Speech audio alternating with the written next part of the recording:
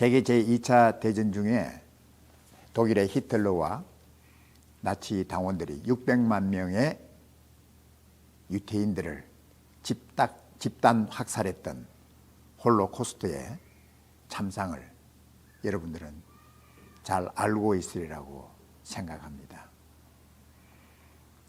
히틀러와 나치 당원들이 600만 명의 노약 600만 명을 학살한 그 가운데는 노인들과 병든 자들과 그리고 또 노약자들, 심지어 어린이들까지 가스실로 모아놓고 집단 학살을 했던 잔인한 일을, 참상을 저희들 알 수가 있습니다.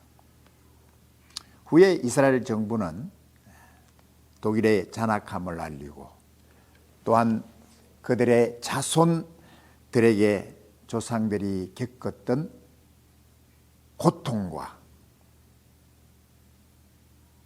또는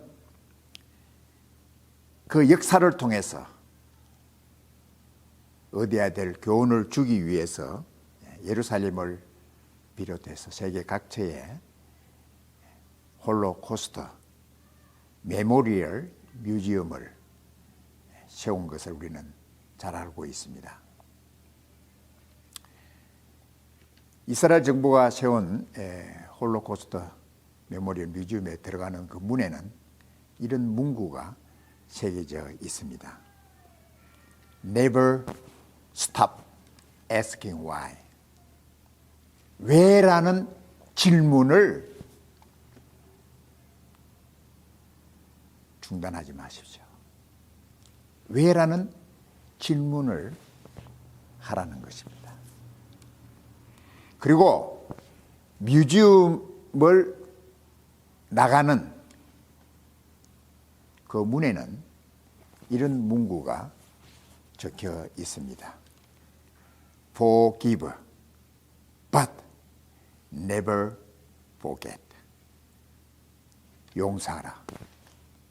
그러나 결코 잊지 말라.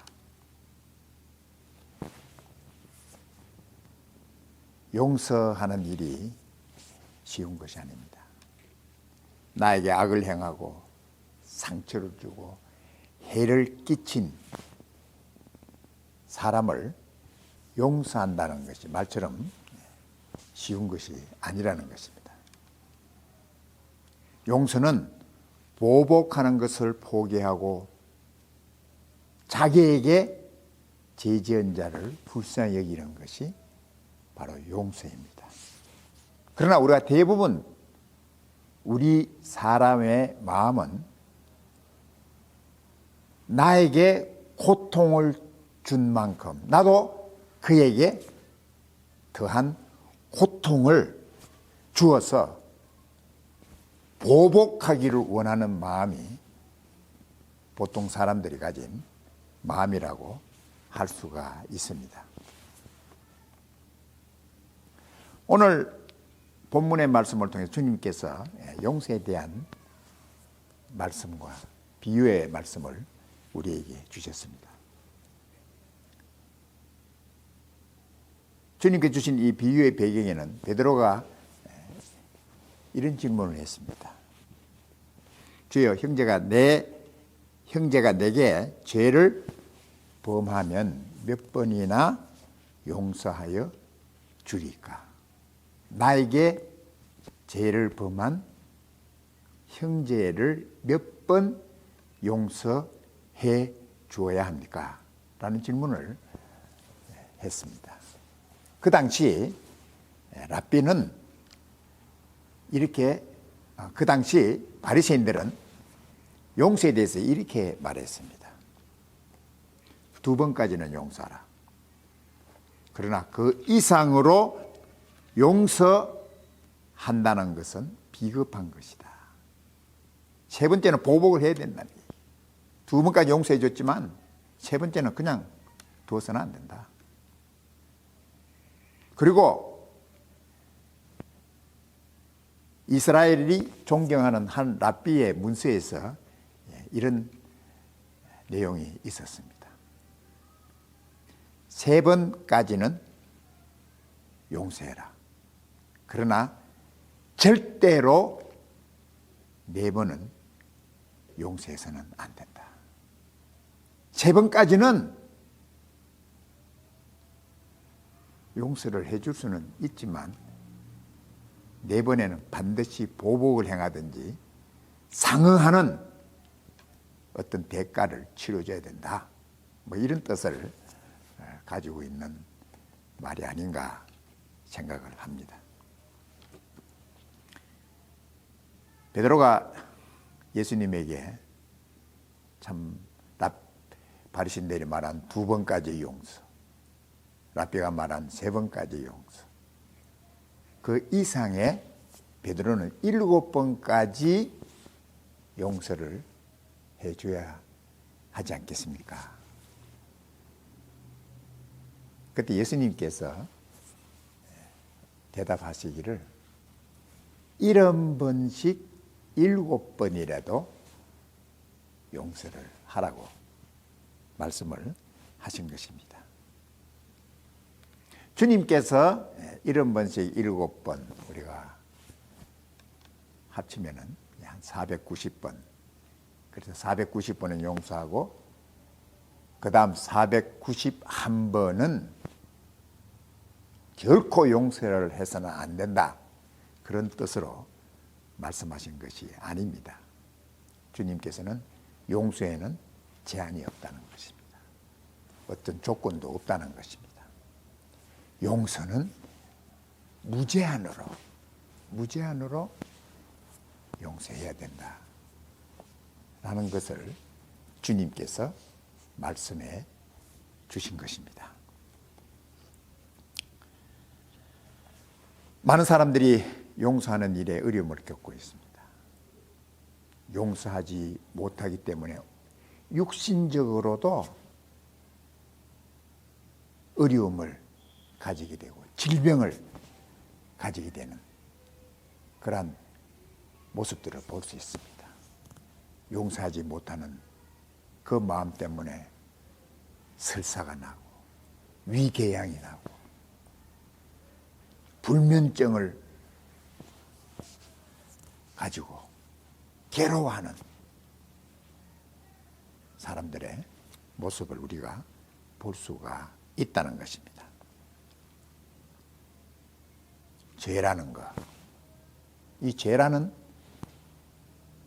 존재는 항상 분리시키는 것입니다. 하나님과 인간을 죄가 들어와서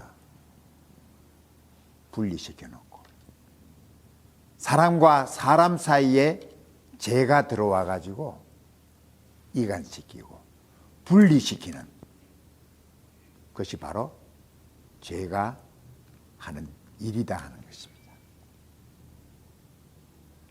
죄의 근원이 무엇입니까? 바로 죄의 근원은 사탄입니다. 사탄이 바로 사람들로 불법을 행하게 하고 하나님을 대적하게 만드는 장본인이 바로 사탄, 마귀라는 사실을 성경은 우리에게 말씀해 주고 있습니다. 오늘 예수님께서 베드로의 질문에 용서에 대한 나에게 죄를 범한 자를 용서해 줘야 하는 용서에 대한 비유로 주님께서 말씀하셨습니다. 그 비유의 내용이 이렇습니다. 한 임금에게 1만 달란트를 빚진 종이 있었습니다. 아마 이 종은 그 임금님의 어떤 큰 재정적인 것을 맡아서 일했던 아마 신하인지도 모르겠습니다. 그 많은 돈을, 임금의 그 많은 돈을 손해를 보게 한 것입니다. 1만 달란트라고 하는 것은 상상을 초월하는 액수입니다. 이것은 평생 갚을 수 없는 그런 돈의 액수입니다. 그 1만 달란트를 빚진 그 종을 임금님이 불렀습니다. 그리고 그 종에게 그 1만 달란트의 빚을 갚으라고 했습니다. 네 몸을 팔아서 다른 사람이 종이 되어 서라도 갚아야 하고, 그것도 안 되면은 내 처자와 자식들까지 다 종으로 팔아서 네가 빚진 1만 달란트의 빚을 갚으라고 임금님이 명령한 것입니다. 그때 이 종이 임금님에게 간청을 합니다. 자기에게 시간을 주고 좀 더 기다려 주시면은 자기가 그 1만 달란트를 갚겠다는 것입니다. 물론 갚을 수도 없는 그런 상황에도 그는 그렇게 대답을 한 것이죠. 그 모습을 보던 임금님이 그 종을 불쌍히 여겨서 그 종을 놓아주고 1만 달란트 전부를 탕감해 주었습니다. 그 모든 빚을, 빚 전부를 다 탕감해 주었다는 것입니다. 이 종이 노임을 받아서 이제 밖으로 나왔는데, 그 후에 자기에게 100데나리온 빚진 동료 종을 만났습니다. 그래서 그 자기에게 100데나리온, 100데나리온은 한 석 달 정도만 열심히 일하면은 갚을 수 있는 그런 액수입니다. 조금만 시간을 주고 기다려주면은 갚을 수 있는 그런 돈의 액수가 100데나리온의 돈입니다. 그럼에도 불구하고 이 종은 자기에게 빚진 동료 종의 맥살을 잡고 막 흔들면서 자기의 동료의 종의 목을 조르면서 갚으라는 것입니다. 그래서 이 동료 종이 그 앞에 무릎을 꿇으면서 나에게 시간을 좀 달라, 조금만 참아달라, 내가 반드시 갚겠다 라고 말했지만은 이 종은 그를 감옥에 집어넣어서 그가 갚을 때까지 감옥에 넣었다는 사실이.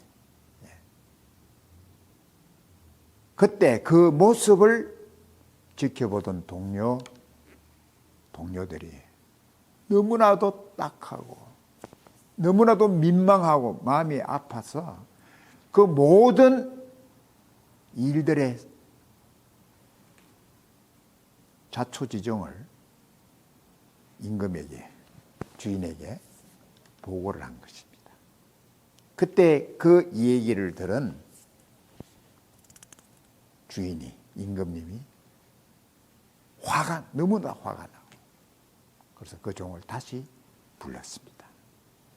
그리고 그 종에게 말씀하기를, 내가 빚진 1만 달란트 네가 간청하고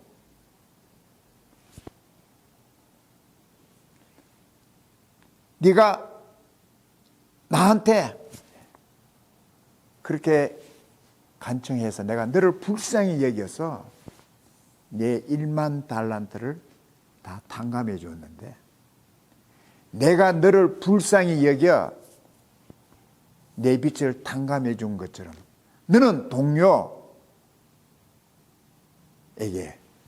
그렇게 할 수가 없었느냐.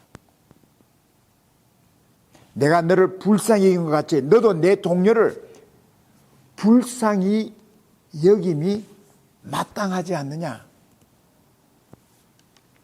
라고 주인이 노를 바라고 그 빛을 다 갚도록 옥졸에게 넘겼다고 하는 그것이 바로 예수님께서 주신 비유의 내용입니다.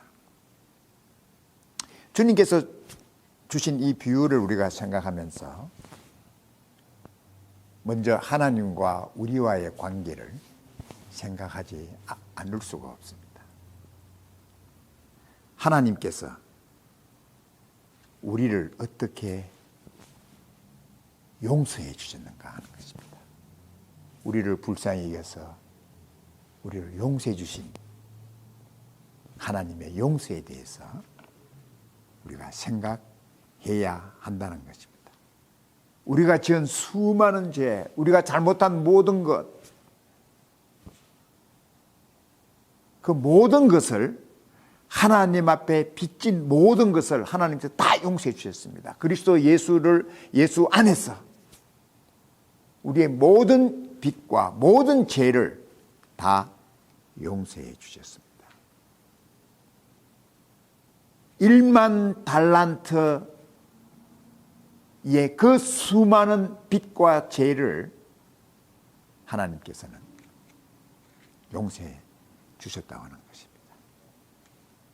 그래서 하나님께서 우리에게 원하시는 것은 내가 너를 불쌍히 여겨 너의 죄를, 너의 빚을 다 탕감해 준 것처럼 너도 너에게 죄 지은, 너에게 빚진 자를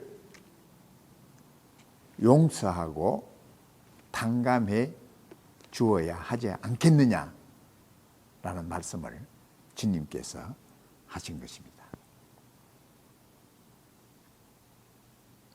제가 한국에서 들었던 감동적인 감명을 받은 얘기가 있습니다. 한 권사님의 얘기인데요. 이 권사님이 30대 중반에 자녀를 가진 권사님이었습니다. 그런데 그 남편이 다른 여자와 집을 나간 것입니다. 30대 중반에 4자녀를 가진 이 권사님은 수없는 고생과 어려움을 겪으면서 이 4자녀를 잘 길렀습니다. 다 대학까지 보내서. 그 후 30년이 지난 어느 날 누가 초인종을 눌러서 문을 열어보니까 30년 전에 나갔던 남편이 반신불수가 돼서 문에 서 있는 것입니다. 그래서 보고 너무나도 놀라고 너무나도 갑작스러운 일이기 때문에 그냥 문을 닫으려고 했지만은 그 남편이 문을 붙들고 놓아주질 않는 것입니다. 권사님은 문을 닫으려고 하고 이 반신불수가 된 남편을 죽으라고 그 집 안으로 들어오려고 하고 그래서 막 오랫동안 서로 옥신각신하면서 땡기고 소리 지르고 집안에서 그 모습을 보던 딸이 울면서 어머니에게 얘기했어요. 엄마! 아버지를 집으로 들여 놓으시라고. 집을 들여 놓으시라고. 그래서 할 수 없이 이 권사님이 남편을 집으로 들여 놓았습니다. 그리고 3년 동안 한마디도 남편에게 말을 하지 않았다는 것입니다. 어느 날 교회에서 목사님이 요셉에 대한 말씀을 전하면서 요셉은 자기를 죽이려고 했던, 자기를 시기하고 미워하여 자기를 죽이려고 했던 형들을 용서해 주었다는 그 말씀을 들으면서 권사님도 마음에 나도 이제 남편을 용서해 줘야 되겠다 라고 마음을 가졌다는 것입니다. 성령님께서 하신 것이죠. 성령님께서 그 권사님의 다쳤던 마음을 여시면서 남편을 불쌍히 여기는 마음을 주시고 용서의 마음을 주신 것입니다. 저는 그 얘기를 듣고 큰 감명을 받았습니다. 참 어려운 일을 하셨다.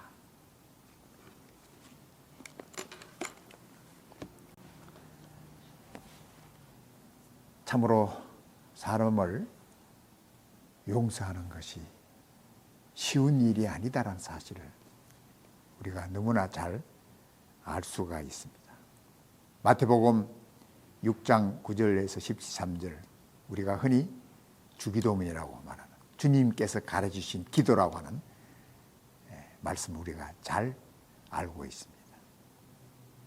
하늘에 계신 우리 아버지의 이름이 거룩히 여김받으시고 나라의 임하옵소서. 뜻이 하늘에서 이룬 것이 땅에서도 이루어지이다. 오늘 우리에게 일용할 양식을 주옵시고 우리가 우리에게 죄 지은 자를 용서하신 같이 우리 죄를 용서하여 주옵시고.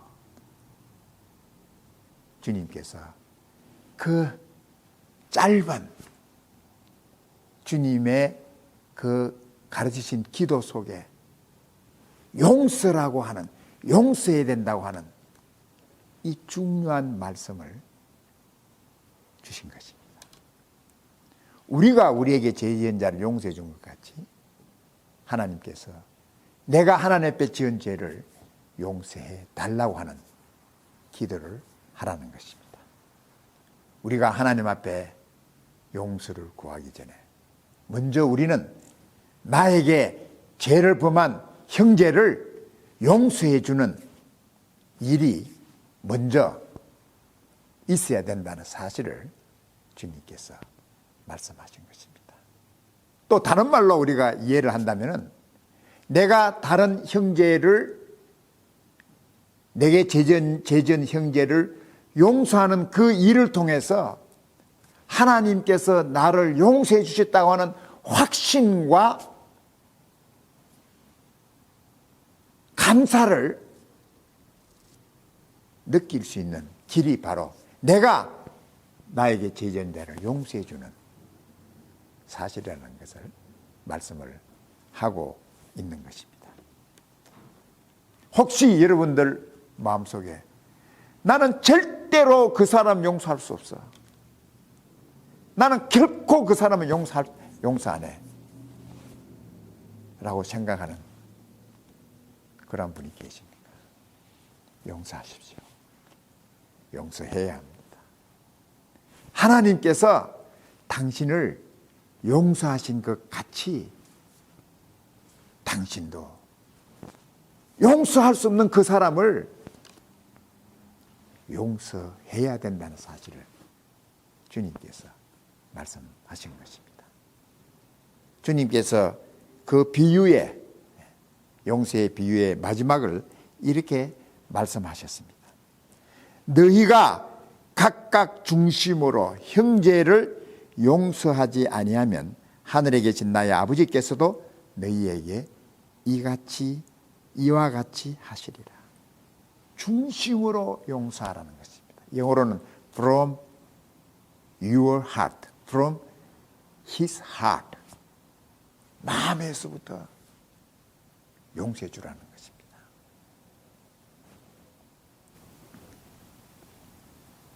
내가 하나님으로부터 용서받은 것처럼 나도 다른 사람을 용서해야 된다는 것입니다. 나에게 상처를 주고 해를 끼치고 아픔을 준 그 사람을 주님께서는 용서하라고 말씀하십니다. 우리가 우리에게 죄 지은 자를 용서하신 같이 나의 죄를 용서하여 주시옵소서. 하나님 앞에 담대하게 그 기도를 드릴 수 있는 여러분이 되기를 주님의 이름으로 축복합니다.